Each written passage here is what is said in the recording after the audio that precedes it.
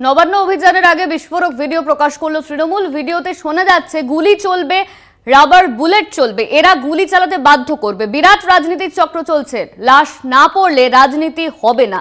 ভিডিওতে এই কথোপকথন শোনা যাচ্ছে। তৃণমূলের দাবি, প্রথম ভিডিওয় ব্যক্তির নাম বিপ্লব মাল, চন্দ্রকোনা 2 নম্বরের বিজেপির মণ্ডল সভাপতি। তৃণমূলের আরও দাবি, পরের ভিডিওয় লাল গেঞ্জি পরা ব্যক্তি সৌমেন চ্যাটার্জি, বিজেপির রাজ্য সমবায় সমিতির কো-কনভেনার।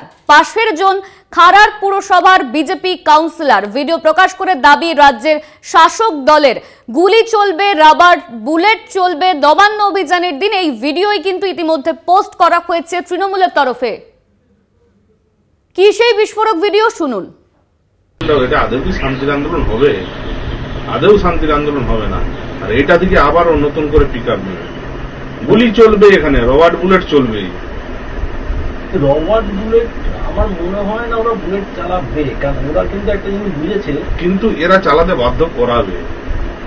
মানে যারা যাবে এখানে একটা ভেতরে বিরাট রাজনীতি চক্র চলছে। এইটা থেকেই হয়তো একটা অন্য কিছু মোড় ঘুরে গেলে ঘুরে যেতেও পারে, আমাদের ধারণা আর কি ছিল।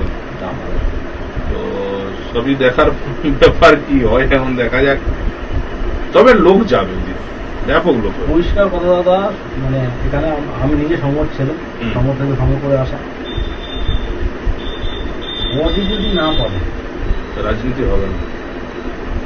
বডি যদি না পড়ে, দু একটা লাশ যদি না থাকে, আপনি কি মনে করেন মোড় ঘুরতে পারে? অবশ্যই, যদি না বডি না পড়ছে কোনোদিনও মোড় ঘুরবে না। বডি পড়তে হবে, আর আমাদের ধারণা বডি ওখানে পড়বেই সেদিন 27 তারিখ।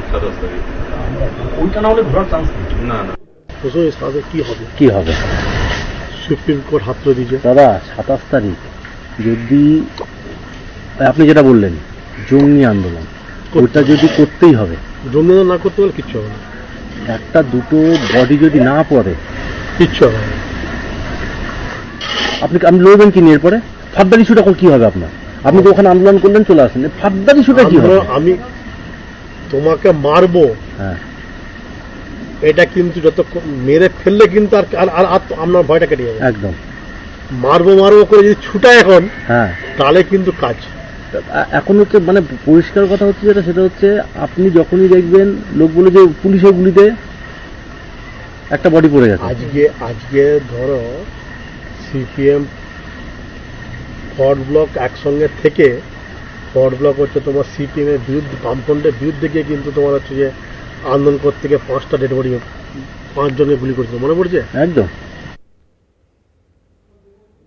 এই নিয়ে আমরা কথা বলবো। আমাদের সঙ্গে রয়েছেন আমাদের বিশেষ প্রতিনিধি দেবজ্যোতি ঘোষ। দেবজ্যোতি, শাসক দলের তরফে একটি ভিডিও পোস্ট করা হয়েছে, অন্যদিকে কুণাল ঘোষ তিনি ঠিক কি দাবি করেছেন? ভিডিও তৃণমূল কংগ্রেসের পক্ষ থেকে সামনে আনা হয়েছে।